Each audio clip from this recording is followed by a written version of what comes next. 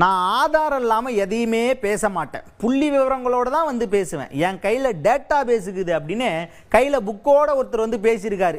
யார் அவர்? பாமக தலைவர் அன்புமணி ராமதாஸ் அவர்கள் தான். என்னன்னா, உரிமை மிக்க தலைமுறை காக்கன்னு ஒரு கூட்டம் நடக்குது. அது செஞ்சியில் நடந்தப்போ தான் கையில் ஒரு புக்கோட வந்திருக்கார். அந்த புக்குக்கு பேர் விடியல் எங்கே.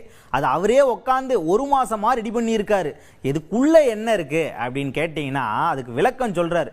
இந்த புக்கு ஒன்றும் சாதாரண புக்கு இல்லை, நிறைய சூட்சமங்களும் ரகசியங்களும் இதுக்குள்ளே இருக்குது. இதை நான் ஒரு மாதம் ஆச்சு தயார் பண்ணுறதுக்கு. இதுக்குள்ளே என்ன இருக்குது அப்படின்னு பார்த்தீங்கன்னா, அதாவது இந்த திமுக தேர்தல் அப்போது 505 வாக்குறுதிகள் கொடுத்தாங்க. அதில் எத்தனை செயல்படுத்தாங்க? வெறும் 66 தான் செயல்படுத்தினாங்க. அந்த 66 என்னென்ன, இவங்க என்னென்னலாம் விட்டு போச்சு, இதெல்லாம் தான் இந்த புக்கில் இருக்குது. அதாவது நான் வந்து சாதாரணமாக எதையும் பேச மாட்டேன், புள்ளி விவரங்களோடு தான் வந்து பேசுவேன். என் கையில் டேட்டா பேஸ் இருக்குது. இதை பற்றி ஒரு திமுக காரராச்சும் பேசியிருப்பாங்க?